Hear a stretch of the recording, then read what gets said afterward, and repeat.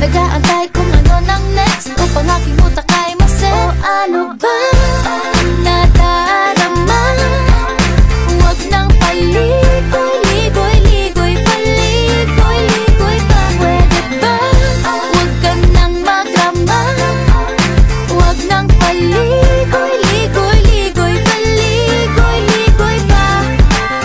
Kwento-kwento ka tungkol sa bagay-bagay. Pag-usapan namin natin tayo medyo bagay. Ngunit mabagal ka, di mo maisipin sa bagay. Kunting tiis na lang, malapit na akong magbabay. Ano ka ba naman? Ganyan-ganyan na lang. Wala ka lang alam gawin kundi magparamdam. Hindi ko na alam, ano pa dapat ang iisipin ko o dapat pa na wag na lang. Tuwing gabi ka lang